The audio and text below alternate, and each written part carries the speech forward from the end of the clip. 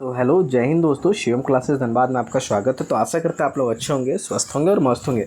तो जैसा कि आप लोग को पता है कि रेलवे ऑल एग्ज़ाम रुक्मणी प्रकाशन का हम लोग का सामान्य जानकारी का सीरीज चल रहा था, जिसमें हम लोगों ने सामान्य जानकारी के सीरीज में क्या क्या देख रखा था। तो ये आपका टीसीएस के प्रीवियस ईयर क्वेश्चन से रेलवे के जितने भी एग्ज़ाम्स में सामान्य जानकारी और सामान्य विज्ञान का चैप्टर वाइज ये आपका चल रहा है। सॉल्व पेपर ओरिजिनल PYQ है, जिसमें लगभग 3790 क्वेश्चन, तो लगभग 4000 क्वेश्चन है। तो हम लोग डेली कुछ 100 क्वेश्चन कर रहे हैं। डेली कितने क्वेश्चन कर रहे हैं? 100 क्वेश्चन कर रहे हैं। तो ये 40 दिन में ख़त्म होगा। तो ये 40 डे का टारगेट है। आज 10वां दिन होगा, ठीक है। और ये डेली आपका रिकॉर्ड कर देता हूँ मैं, ठीक है। और आपको इस अभी तक 10 दिन का जितना भी हुआ है, आपको कल आपको संडे को सारी चीज़ें की PDF मिल जाएंगी। आपको ऐप पे अपलोड कर दूंगा, ठीक है। और ऐप कहाँ से कैसे कैसे क्या करना सब कुछ बता दूंगा। तो इस जो क्लास को अभी तक नहीं कर रहे हैं वो इस क्लास को करो। 9 क्लास इसका हो चुका। अब मैं बता देता हूँ कुछ जानकारी अभी तक हुआ क्या क्या। तो भारत का इतिहास मतलब हिस्ट्री पूरा खत्म हो गया। प्राचीन भारत इतिहास हम लोगों ने कवर किया। मध्यकालीन भारत, आधुनिक भारत, वो भी ऐसे नहीं, ऑप्शन को एनालिसिस करके अच्छे ढंग से। फिर विश्व इतिहास भी हम लोगों ने खत्म किया। कला एवं संस्कृति भी खत्म किया।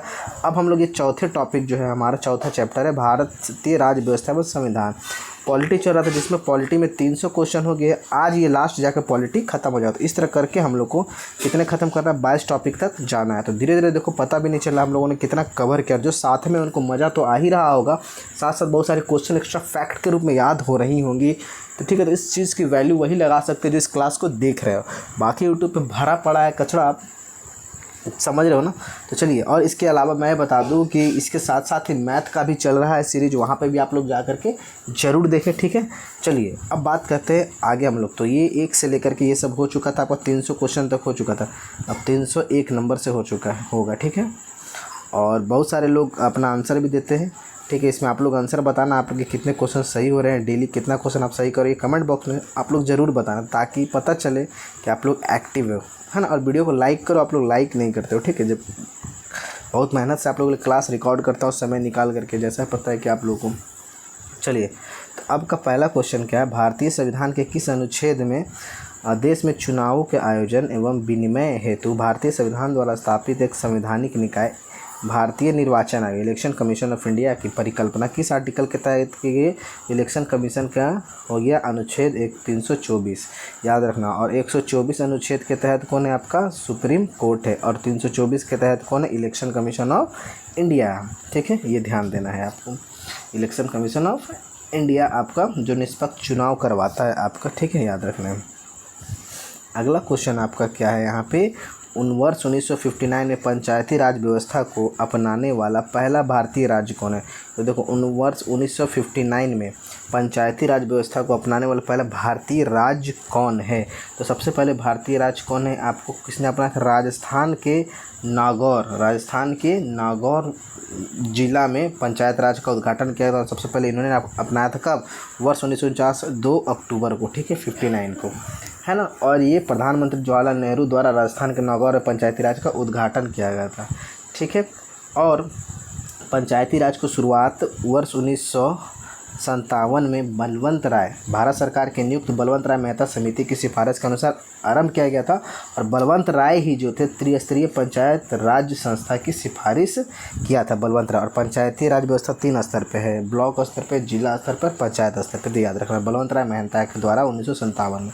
और अपनाने वाला पहला राज्य कौन है? राजस्थान। और भाषा के आधार पर कौन है? आंध्र प्रदेश। ये भी ध्यान, जनाब फैजल अली के आधार पर था वो। चलिए अगला क्वेश्चन। भारतीय संविधान की 8वीं अनुसूची में 22 भाषाओं का उल्लेख है।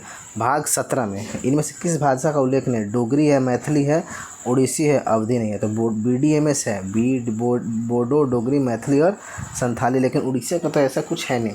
तो भारत की 8वीं अनुसूची में कितना? 22 भाषा का उल्लेख किया गया है।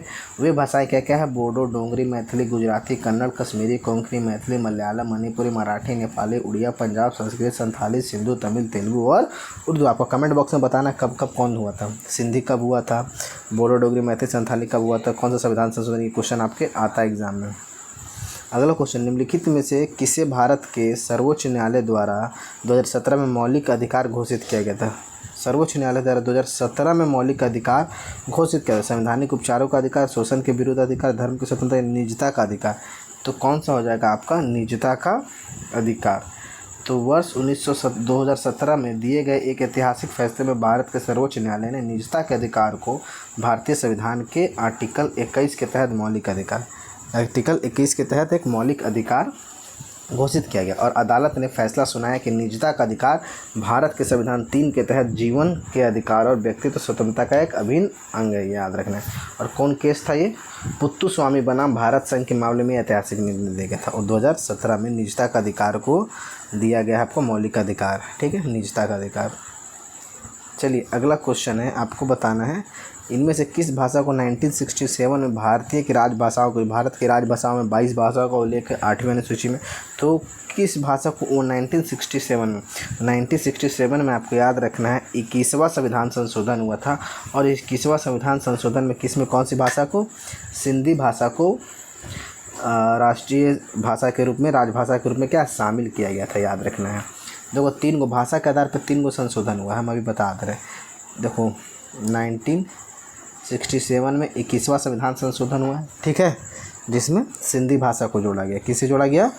सिंधी भाषा को जोड़ा गया। फिर उसके बाद 1992 में 71वां संविधान संशोधन हुआ जिसमें मणिपुरी नेपाली और आपका कोंकणी को MNK को जोड़ा गया, ठीक है, मणिपुरी नेपाली कोंकणी। फिर उसके बाद 2003 में कितना वो 92वां संविधान संशोधन जिसमें बोडो, डोंगरी, मैथिली और संथाली को जोड़ा गया।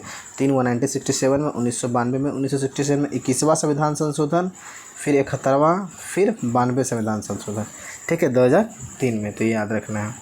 तो चलिए आप लोग को 1967, 1992 और 2003 सबसे पहला सिंधी को कब जोड़ा गया? 21वां संविधान संशोधन 1967 में। तो ये ध्यान देना है तीनों चीज़। अगला क्वेश्चन, भारतीय संविधान में मौलिक कर्तव्यों को शामिल किए जाने की सिफारिश। तो शामिल के स्वर्ण सिंह समिति बार क्वेश्चन हुआ है 42वां संविधान संशोधन 1976 में, है ना, मौलिक कर्तव्य को भाग 4A के अंतर्गत रखा गया और 86वां संविधान संशोधन 2002 में मौलिक कर्तव्य को बढ़ाकर 11 कर दिया गया है। किसकी सिफारिश पर? रसिया से स्वर्ण सिंह की सिफारिश पर लिया गया मौलिक कर्तव्य को, ठीक है। 11 टोटल मौलिक कर्तव्य है। अभी आपका बात करते हैं भारत के मुख्य न्यायाधीश की नियुक्ति। भारत के मुख्य न्यायाधीश की नियुक्ति निम्नलिखित में से कौन करता है? तो मुख्य न्यायाधीश की नियुक्ति कौन करता है? भारत के राष्ट्रपति, और भारत के राष्ट्रपति को भी यही दिलाता है। तो भारत के मुख्य न्यायाधीश की नियुक्ति कौन करवाता है? राष्ट्रपति। और भारत के मुख्य न्यायाधीश 124 के तहत, आर्टिकल 124 के खंड 2 के तहत भारत के राष्ट्रपति द्वारा नियुक्ति करवाया जाता है। और मुख्य न्यायाधीश की नियुक्ति राष्ट्रपति द्वारा सर्वोच्च न्यायालय और उच्च न्यायालयों को ऐसे न्यायाधीशों के साथ साथ परामर्श के बाद किया जाता है, ठीक है। अभी 2 क्वेश्चन आया था आपका, बलवंत राय मेहता समिति ने 1957 में भारत में डैश कितना था? त्रिस्तरीय पंचायत। और सबसे पहले 1959 में याद है पंचायत वाला, तो ये त्रिस्तरीय पंचायत को किया था लागू, है ना, 3 टायर। अगला क्वेश्चन क्या है? राज्य चुनाव आयोग डैश के लिए चुनाव आयोजित नहीं करता। किसके लिए राज्य चुनाव आयोग होता है ना, किसके लिए चुनाव आयोग नहीं करता? नगर निगम के पार्षदों, ग्राम या राज्य विधानसभा। तो कौन होगा? राज्य के विधानसभाओं में ये राज्य चुनाव आयोग नहीं कराता। इसके लिए कौन कराता है? इलेक्शन कमीशन ऑफ इंडिया करवाता है। तो भारत में राज्य चुनाव आयोग शहरी स्थानीय निकाय जैसे नगर पालिका, है ना, नगर निगम, पंचायत भारत के चुनाव आयोग द्वारा निर्दिष्ट किसी भी चुनाव संचालित करने के लिए निर्दिष्ट। तो ये नहीं होगा, ठीक है, ये ध्यान देना है।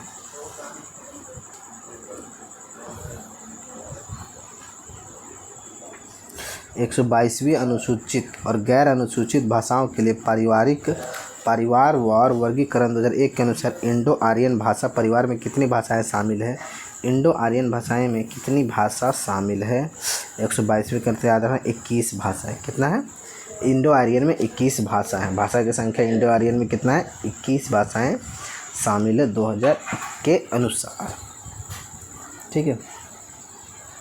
अगला क्वेश्चन, भारत में संघ की कार्यपालिका का संवैधानिक कौन था? संघ की कार्यपालिका का प्रधान कौन होता है? आपका राष्ट्रपति। संघ की कार्यपालिका बोलेंगे तो राष्ट्रपति। तो राष्ट्रपति भारत संघ का संवैधानिक प्रमुख होता है और राष्ट्रपति देश का प्रथम नागरिक होता है, जबकि प्रधानमंत्री सरकार का मुखिया होता है, ठीक है। ग्राम पंचायत का गठन सामान्यतः कितने वर्ष के लिए होता है? ग्राम पंचायत का तो ग्राम पंचायत देखो आर्टिकल 243 के तहत रहता है और इसका जो गठन होता है 5 वर्षों के लिए रहता है या उससे अधिक नहीं रह सकता। तो कितने वर्षों के लिए ग्राम पंचायत? 5 वर्षों के लिए, ठीक है। अगला क्वेश्चन, भारत का सर्वोच्च कानूनी अधिकार, लॉ ऑफिसर, भारत का सर्वोच्च जो कानूनी अधिकारी कौन होता है? तो कानूनी अधिकारी कौन होता है, किसे बोलते हैं हम लोग? भारत के अटॉर्नी जनरल जो होते हैं ना, कानून अधिकारी होते हैं, याद रखना। कौन होते हैं? कानून अधिकारी, अटॉर्नी जनरल, महानुवादी। और ये अटॉर्नी जनरल किसके अंतर्गत आते हैं? 76 आर्टिकल 76 के अंतर्गत आते हैं। जो भारत का लॉ ऑफिसर होता है, कानून अधिकारी होता है, वह भारत सरकार के मुख्य कानूनी सलाहकार भी होते हैं। भारत के सर्वोच्च न्यायालय में सरकार का प्राथमिक वकील होता है। भारत सरकार का ये वकील भी होता है अटॉर्नी जनरल। उसे भारत के सभी न्यायालयों में सुनवाई करने का अधिकार है और साथ ही मतदान न करने पर भी संसद को दोनों सदनों की कार्यवाही में भाग लेने का अधिकार है। मतदान न करने पर भी संसद की दोनों सदनों की कार्यवाही में भाग लेने का अधिकार है ये भारत के अटॉर्नी जनरल। किस आर्टिकल के तहत आते हैं? 76, जिसे कानूनी अधिकार है ना, भारत सरकार का वकील भी बोला जाता है। अगला क्वेश्चन, 86वां संविधान संशोधन अधिनियम 2002 के माध्यम से कौन सा मौलिक कर्तव्य जोड़ा गया? तो 11वां मौलिक कर्तव्य जोड़ा। और 86वां, इससे पहले मौलिक कर्तव्य को कब लाया गया? 42वां संविधान संशोधन 1976 में, है ना, स्वर्ण सिंह की सिफारिश पे। कहाँ से? रसिया से। और 86वां संविधान संशोधन 2002 में हुआ। इसमें मौलिक कर्तव्य की संख्या बढ़ा करके 11 कर दी गई। कितनी कर दी गई? 11। अगला क्वेश्चन है, भारतीय संविधान का अनुच्छेद 51 किससे संबंधित है? और 51 किससे संबंधित है? मौलिक अधिकार से। किससे है? मौलिक अधिकार से संबंधित है, ठीक है, ये ध्यान देना है आपको। चलिए अगला क्वेश्चन, इनमें से कौन सा मूल कर्तव्य 2002 में संविधान के 86वां संशोधन से जोड़ा गया? तो कौन सा जोड़ा गया? देखिए, देश की रक्षा करे हमारा कौन सा मौलिक कर्तव्य जोड़ा गया 86वां संविधान संशोधन? तो यदि माता पिता या संरक्षक, देखिए ये जोड़ा गया,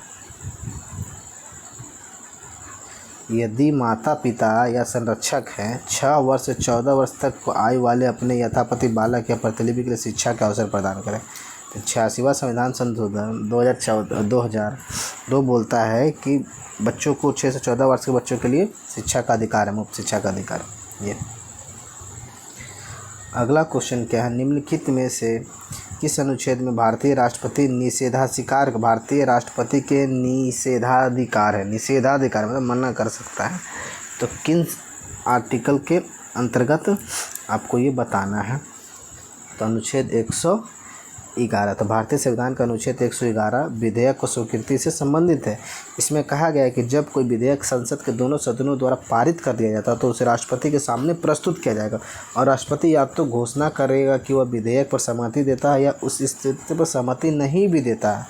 इसे भारत के राष्ट्रपति को वीटो शक्ति के रूप में जाता है ना, इसी बोलते हैं इसके पास कौन पावर है? वीटो पावर है। आर्टिकल 111 के तहत सहमति अगर नहीं देना रहेगा तो देखो दोनों सदन में पास होने के बाद तो पास तो करना है, लेकिन वो बोल सकता है विचार करने का, तो इसे ही वीटो पावर बोलते हैं। कहते हैं वीटो पावर, लेकिन पास करना ही पड़ता है जब दोनों सदन में हो जाता है। तो ठीक है,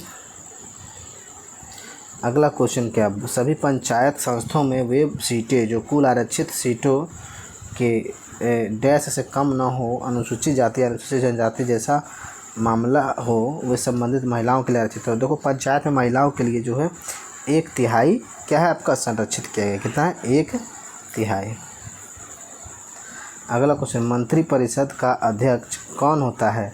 मंत्रिपरिषद मतलब भारत सरकार का अध्यक्ष कौन होता है? इसमें तो भारत सरकार का अध्यक्ष कौन होता है? प्रधानमंत्री। तो केंद्रीय मंत्रिपरिषद किसके लिए उत्तरदायी होता है? प्रधानमंत्री के लिए। और भारत सरकार का मुख्य कार्यकारी अंग भी है ना, इसका अध्यक्षता प्रधानमंत्री करता है और इसकी प्रत्यक्ष सरकार। ठीक है, चलिए अगला क्वेश्चन देखिए यहाँ पे, प्रत्येक ग्राम पंचायत का प्रतिनिधित्व करने सरपंच करते हैं कितने? प्रत्येक ग्राम पंचायत का प्रतिनिधित्व कितने सरपंच करते हैं? प्रत्येक ग्राम पंचायत में कितने सरपंच होते हैं?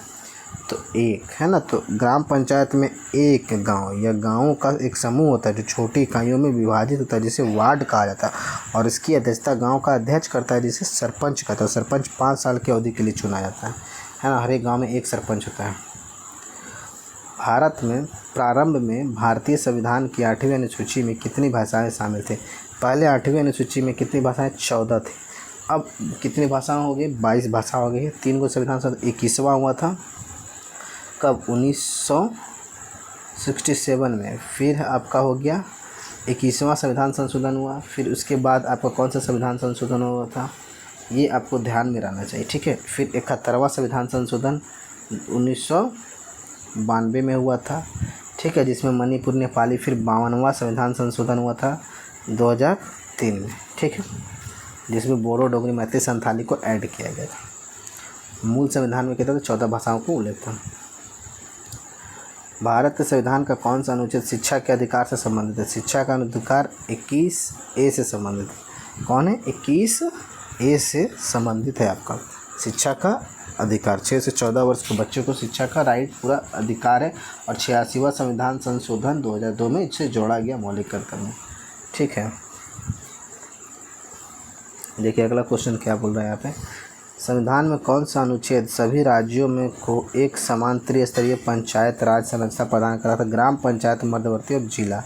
कौन सा अनुच्छेद है? अनुच्छेद आपका 243 है ना। 243 से स्टार्ट होता है। 243 का कौन सा? तो 243B बोलता है संविधान का अनुच्छेद कि इसमें कहा गया है कि प्रत्येक राज्य में ग्राम, मध्यवर्ती और जिला स्तर पर पंचायतों का गठन किया जाएगा, है ना। याद रखें, इसमें कहा गया है कि 20 लाख से अधिक आबादी वाले राज्यों में मध्यवर्ती स्तर पर पंचायतों का गठन नहीं किया जा सकता, ठीक है। अगला क्वेश्चन, निम्नलिखित में से कौन सा भारत सरकार का संवैधानिक निकाय नहीं है? भारत सरकार का संवैधानिक निकाय नहीं है कौन? नीति आयोग नहीं है, बाकी ये सब है। नियंत्रक एवं महालेख है, निर्वाचन आयोग है, संघ लोक सेवा आयोग है, लेकिन नीति आयोग कार्यकारी निकाय नहीं है। नीति आयोग का गठन कब हुआ? 1 जनवरी 2015 को पंचवर्षीय योजना जो है योजना 1 के हटाने के बाद। और इसका अध्यक्ष कौन होता है? प्रधानमंत्री होता है।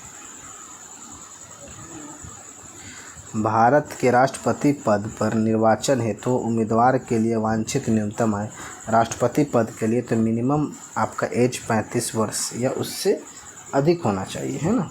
तो भारत का नागरिक हो और भारत का राष्ट्रपति निर्वाचन, भारत के संविधान 58 के अनुसार कोई भी व्यक्ति भारत के राष्ट्रपति के लिए निर्वाचित होगा जब तक कि वह उसका 35 वर्ष की आयु पूरा कर चुका और लोकसभा का सदस्य के रूप में चुनाव के लिए योग्य और भारत का नागरिक हो।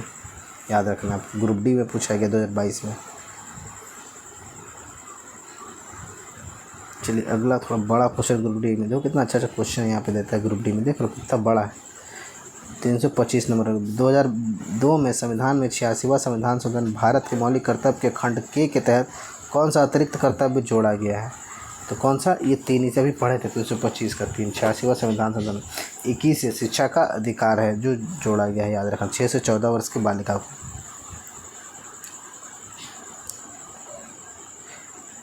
फिर ग्रुप डी में क्वेश्चन, भारतीय संविधान के 8वीं अनुसूची में कुल कितने भाषाओं को आधिकारिक भाषा के रूप में माना जाता है? 8वीं अनुसूची में 22 भाषाओं, कितनी भाषाओं को? 22 भाषाओं को। और 8वें मूल संविधान में कितनी भाषाओं को उल्लेख? 14 भाषा था, बाकी में संविधान संशोधन होते होते कितना हो गया? 22 भाषा हो गया। भारतीय संविधान की उद्देशिका में समाजवादी, पंथ निरपेक्ष और अखंडता शब्द किस संशोधन? तो ये 44वां संविधान संशोधन के द्वारा। क्या? 42वां संविधान संशोधन, सॉरी 42वां संविधान संशोधन 1976 को मिनी संशोधन भी बोला था। मिनी संविधान संशोधन भी बोला जाता है, ये मिनी संविधान है ना। इसमें क्या किया गया था? प्रस्तावना में संशोधित किया गया था भारत को के संविधान को संप्रभु लोकतांत्रिक गणराज्य से संप्रभु समाजवादी धर्मनिरपेक्ष लोकतांत्रिक गणराज्य में परिवर्तित किया गया। इसमें राष्ट्र की एकता शब्दों को राष्ट्र की एकता और अखंडता में भी बदल दिया गया। याद रखें, 42वां संविधान संशोधन। अगला, निम्नलिखित में से कौन सा केंद्र राज्य के क्षेत्राधिकार के अंतर्गत आता है? केंद्र सरकार के अंतर्गत आता है। जिला परिषद, नगर पालिका, छावनी बोर्ड, परिषद, ये कौन सा आता है? तो आपका छावनी परिषद, कंटोनमेंट बोर्ड आता है। याद रखना, यह छावनी बोर्ड या रक्षा मंत्रालय के नियंत्रण में भारत के एक नागरिक प्रशासन निकाय है। यह सार्वजनिक स्वास्थ्य, जलापूर्ति, स्वच्छता, प्राथमिक शिक्षा, सड़क पर बिजली जैसे अनिवार्य कार्यों को संचालित करता है। ये सभी संसाधन भारत सरकार के स्वामित्व में, इसलिए ये छावनी परिषद कोई कर नहीं लगा सकती। ठीक है, ये भी ध्यान देना है। पंचायती राज मंत्रालय द्वारा कार्यान्वित स्वामित्व, गांव की आबादी का सर्वेक्षण और ग्रामीण क्षेत्रों में उन्नत प्रौद्योगिकी से मानचित्रण योजना के तहत भूखंडों के मानचित्र के लिए डैश का उपयोग किया जाता है। किसका उपयोग किया जाता है? तो ड्रोन का भी, मानचित्र से ना भूमि का पता करने के लिए ड्रोन का।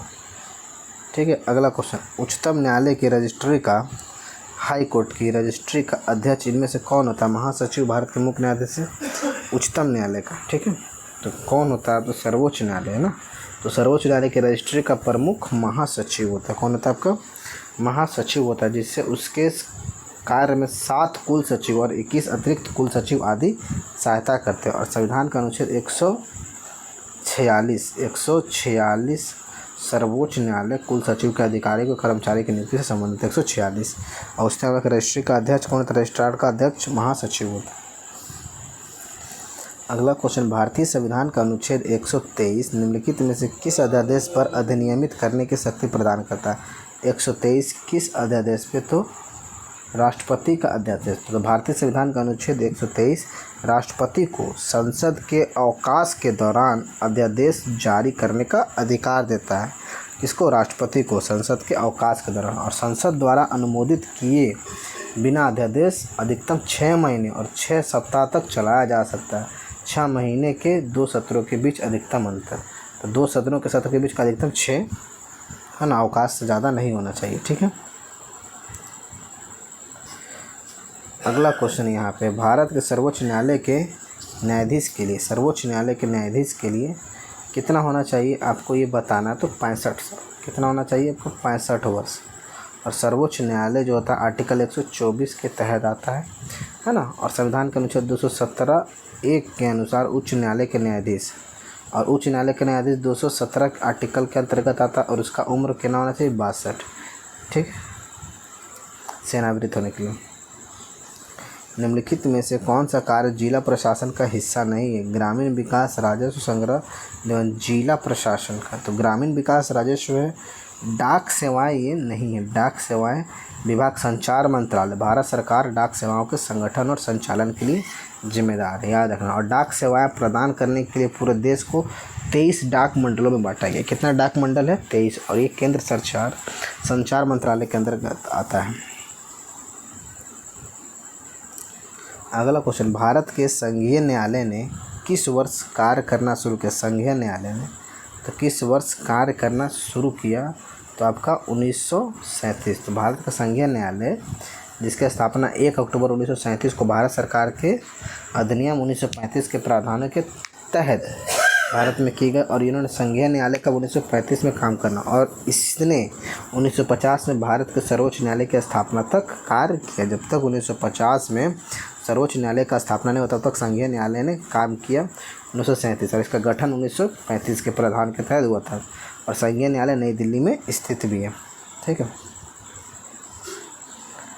42वां संविधान संशोधन द्वारा नागरिकों को मूल कर्तव्यों को भारतीय संविधान में शामिल किया गया। 42वां संविधान संशोधन 1976, बार बार रटा हुआ क्वेश्चन है। ठीक है,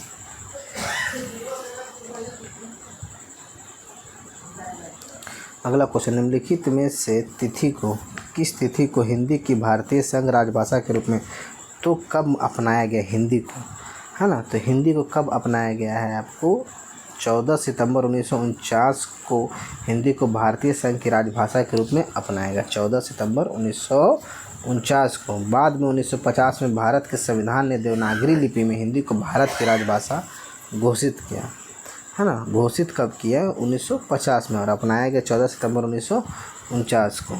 ठीक है,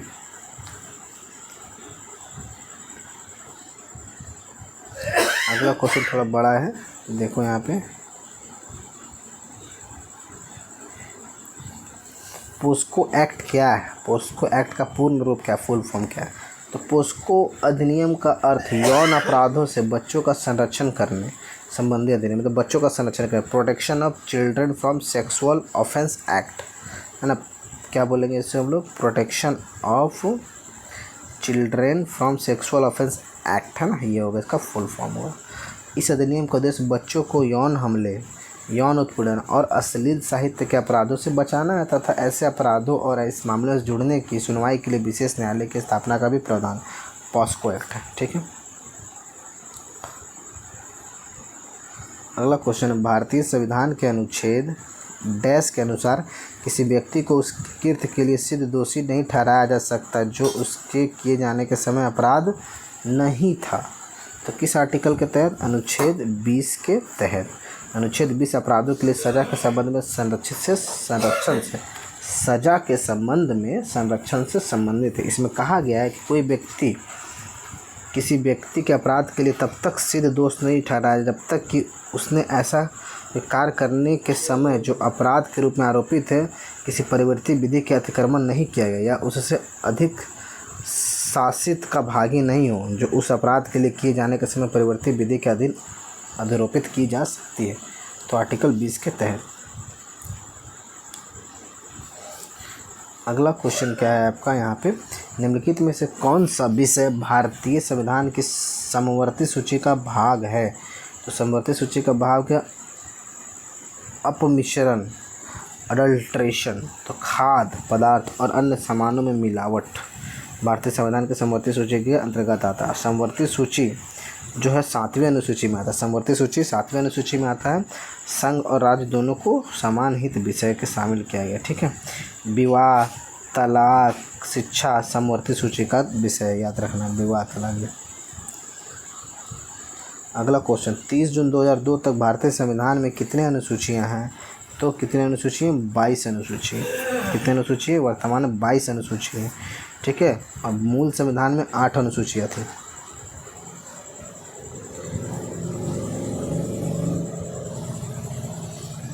कट गया। चलिए अगला क्वेश्चन यहाँ पे बात करते हैं, भारतीय संविधान के किस अनुच्छेद के तहत भारत के राष्ट्रपति को आपातकाल की आपातकाल घोषणा कर सकता। 352, 356। तो देखो भारतीय संविधान के किस आर्टिकल के तहत आपातकाल की घोषणा करता। तो आपातकाल 3 तरह के होते हैं।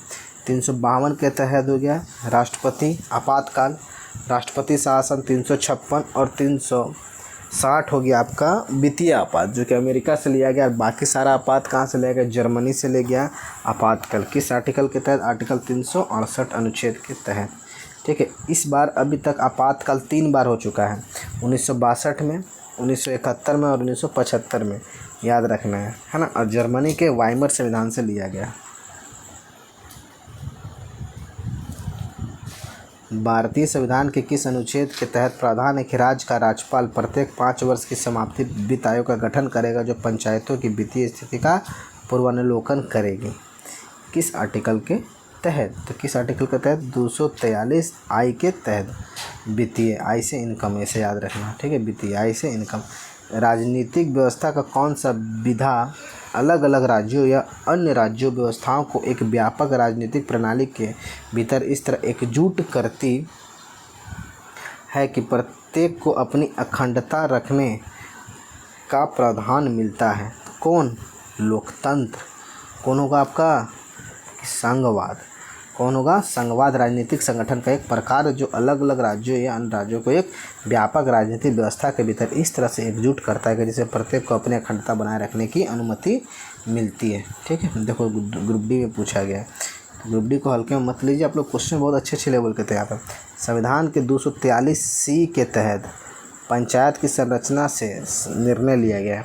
कौन सा पंचायत के, कौन, राज्य विधानमंडल, लेजिस्लेचर ऑफ स्टेट, है ना। पंचायत का 243C है, राज्य विधानमंडल से संबंधित है। अगला क्वेश्चन, भारतीय संविधान का कौन सा अनुच्छेद भारत के उच्चतम न्यायालय को परामर्श संबंध क्षेत्राधिकार प्रदान करता है। परामर्श कौन सा क्षेत्राधिकार प्रदान करता है आपका, अनुच्छेद 143। भारतीय संविधान का अनुच्छेद सर्वोच्च न्यायालय से परामर्श करने की राष्ट्रपति की शक्ति से संबंधित, मतलब राष्ट्रपति सर्वोच्च न्यायालय से क्या कर सकता है, परामर्श ले सकता है। ठीक है, याद रखें 143 के अंतर्गत। सर्वोच्च न्यायालय से परामर्श करने की राष्ट्रपति की शक्ति है। अगला क्वेश्चन, राज्यों की परिषद तो राज्यसभा पहली बार कब गठित की गई थी? राज्यसभा पहली बार कब गठित की गई थी? 3 अप्रैल 1952 को, है ना। 3 अप्रैल 1952 को इसकी पहली बैठक 13 मई 1992 की हुई थी। ठीक है। अब भारत की द्विसदनीय संसद ऊपरी सदन है। अगला क्वेश्चन, पंचायत के गठन से संबंधित अनुच्छेद 243D किससे है? तो 243D देखो पंचायत में क्या वार्ड है, 243A से लेके O तक है। तो 243D पूछ रहा है। तो कि पंचायतों को सीटों का आरक्षण, D में सीटों का आरक्षण है। 86वां संविधान संशोधन 2002 द्वारा भारतीय संविधान में कितने और मौलिक अधिकार जोड़े गए? तो एक और मौलिक अधिकार जोड़े गए, है ना। कितना? एक और मौलिक अधिकार जोड़े गए और जोड़ के कितना हो गया आपका? 11 टोटल मौलिक अधिकार हो गया। अगला क्वेश्चन, राज्यसभा में डैश सदस्य होते हैं जिन्हें राष्ट्रपति साहित्य विज्ञान, तो कितने 12 गो होता है जो राष्ट्रपति साहित्य विज्ञान कला के क्षेत्र से, और ये 12 को जो लिया गया है कहाँ से लिया? आयरलैंड के संविधान से लिया गया है। ये प्रावधान याद रखना है। और अधिकतम राज्यसभा में सीटों की संख्या कितनी है? 250। ठीक है।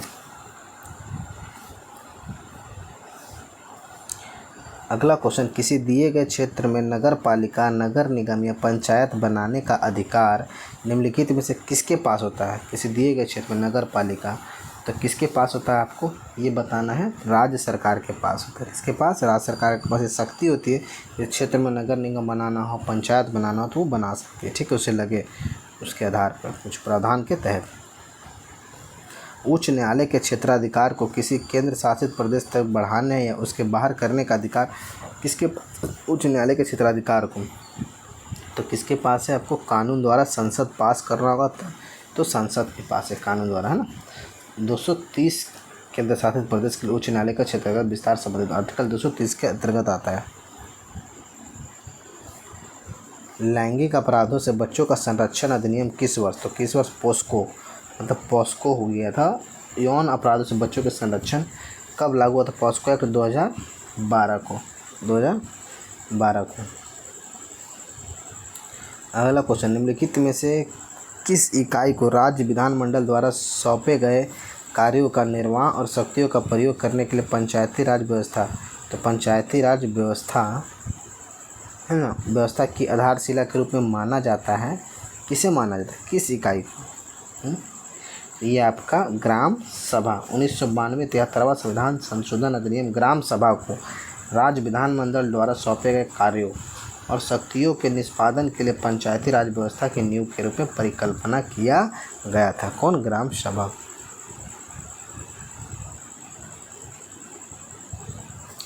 भारतीय संविधान के अनुच्छेद 89 के एक प्रावधान के अनुसार राज्यसभा का पदेन सभापति 89 के अनुसार कौन होता है? भारत का उपराष्ट्रपति होता है। भारत का उपराष्ट्रपति होता है 89 आर्टिकल के तहत। सर्वप्रथम राज्यसभा का गठन 3 अप्रैल 1992 को किया गया था। अगला क्वेश्चन, भारतीय संविधान का इनमें से कौन सा अनुच्छेद नागरिकों के लिए समान सिविल संहिता, नागरिक संहिता 44, आर्टिकल 44 समान नागरिक संहिता से संबंधित है। इसमें कहा गया है कि राज्य भारत के पूरे क्षेत्र में नागरिकों के लिए एक समान नागरिक संहिता को सुरक्षित करने का प्रयास करेगा और ये भारतीय संविधान के भाग 4 के तहत राज्य के नीति निर्देशक सिद्धांत का एक अंग है। गोवा भारत का एकमात्र राज्य है जहाँ पर समान नागरिक संहिता UCC लागू है। समान नागरिक संहिता। निम्नलिखित में से किस अनुच्छेद द्वारा राज्यपाल में राज्य की कार्यकारी शक्तियाँ हैं? तो कौन सा? आर्टिकल 154, है ना। 154 राज्य की कार्यकारी शक्तियाँ से संबंधित है ना, राज्यपाल की। भारतीय संविधान का निम्नलिखित में से कौन सा अधिनियम शहरी स्थानीय निकायों की संरचना और 74वां संविधान संशोधन, कौन सा हो जाएगा आपका? ये 74वां संविधान संशोधन हो जाएगा आपका जनासित के लिए प्रभावी, मतलब कि एक स्थानीय निकाय संरचना के लिए। तो 74वां संविधान संशोधन 1992 के द्वारा। अगला क्वेश्चन, निम्नलिखित में से भारतीय संविधान के किस अनुच्छेद के अनुसार 14 वर्ष से कम आयु बच्चों की किसी बालक को किसी कारखाने में यह काम करने का खतरनाक नियोजन की नियुक्ति नहीं? किस आर्टिकल के तहत तो आर्टिकल 24 के अंतर्गत बाल श्रमिक कानूनन अपराध है। 14 वर्ष से कम उम्र के बच्चों को कारखाने या खदान में काम करने के लिए खतरनाक रोजगार में नहीं लगाया जा सकता है। आर्टिकल 24 के अंतर्गत मौलिक अधिकारों को कर्तव्यों को संविधान के किस संशोधन में जोड़ा गया? तो 42वां संशोधन में जोड़ा गया। ठीक है, भाग 4A 51A में जोड़ा गया 42वां संविधान संशोधन। भारतीय संविधान के तहत नगर पालिका क्षेत्र वार्ड समिति का गठन आवश्यक है। ऐसा प्रत्येक नगर पालिका की जनसंख्या कितनी होनी चाहिए? तो 3 लाख या उससे अधिक होनी चाहिए। अगला क्वेश्चन है, भारतीय संविधान का अनुच्छेद 21 किससे संबंधित? 21 किससे? प्राण, दैहिक एवं स्वतंत्रता का संरक्षण से संबंधित है। भाग 3 प्राण और दैहिक स्वतंत्रता का संरक्षण है। अगला क्वेश्चन क्या है, निम्नलिखित में से कौन सा विकल्प न्यायपालिका की स्वतंत्रता का सबसे अच्छा वर्णन है? न्यायपालिका का स्वतंत्रता का सबसे अच्छा वर्णन है तो कौन है? कार्यपालिका और विधायिका अंगों को न्यायपालिका के निर्णय में हस्तक्षेप करना चाहिए। ठीक है, ये वाला। 30 जून 2022 तक संविधान की 8वीं अनुसूची के अनुसार भारत में कितने आधिकारिक भाषाएं? 22 भाषाएं और मूल संविधान में 14 भाषाओं का उल्लेख था। ज़्यादा नहीं है, आपका 74 क्वेश्चन है, लगभग ये हो गया, लास्ट पेज है और 10 क्वेश्चन। उस विकल्प का चयन कीजिए जो भारतीय संसद की भूमिका का समर्थन नहीं करता है। कौन नहीं करता है? तो सरकार के विभिन्न स्तरों के मध्य विवादों का निपटारा करना और निर्णय पारित करना, ये नहीं करता है। संसद की भूमिका समर्थन नहीं करता है, बाकी सब करता है। ठीक है, खंड ब्लॉक पंचायत समिति के अध्यक्ष का चयन किसके द्वारा किया था? पंचायत समिति के अध्यक्ष का चयन किसके द्वारा किया जाता है? तो किसके द्वारा आपको किया जाता है? समिति के सदस्यों द्वारा। किसके द्वारा? समिति के सदस्यों द्वारा। पंचायत समिति के अध्यक्ष और उपाध्यक्ष का चुनाव पंचायत समिति के सदस्यों द्वारा किया जाता है।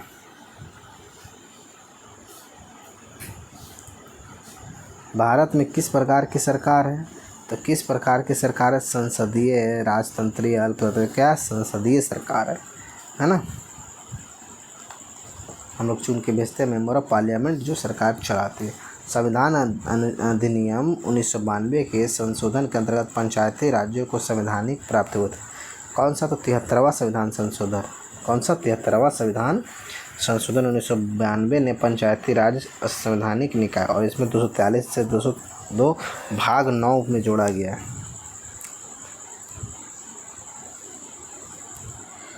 भारतीय संविधान में मौलिक मूल कर्तव्य की सूची में 11वें मौलिक कर्तव्य किस वर्ष जोड़ा गया? तो 2002 86वां संविधान संशोधन। ठीक है, भारतीय संविधान को किस अनुच्छेद में भारत के महानवादी? तो आर्टिकल 76। आर्टिकल भारत का अटॉर्नी जनरल आर्टिकल 76। चलिए अगला क्वेश्चन क्या है आपका,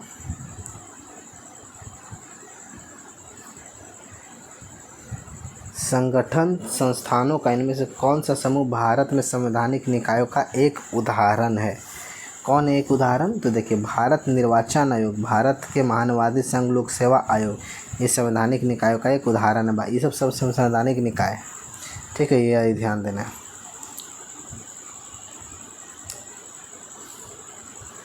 अगला क्वेश्चन, निम्नलिखित में कौन सा शहरी स्थानीय निकाय प्रशासन का निकाय नहीं है? शहरी का नहीं है, तो शहरी का कौन नहीं है आपका?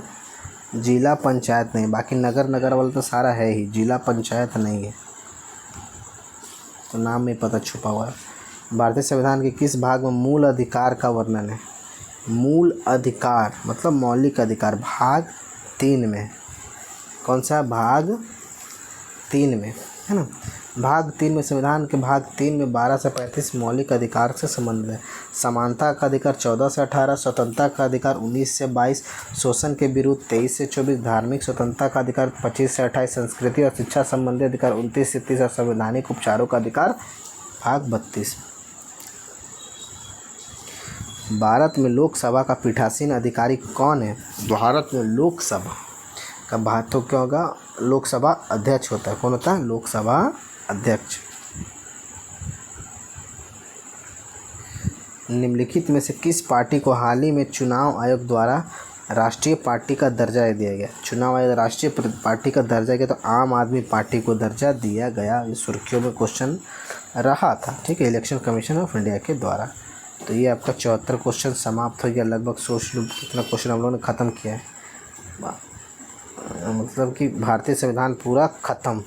तो अब जो हम लोग अगला नेक्स्ट टॉपिक चलेंगे तो कौन सा हो जाएगा आप लोग का? भारतीय संविधान 4 ख़त्म, 5वां भौतिक भूगोल चलने वाले। बहुत जल्दी पहुंच जाएंगे, 40 दिन में ये लगभग ख़त्म हो जाएगा। तो सेशन को शेयर ज़रूर करना और लाइक कर देना आप लोग।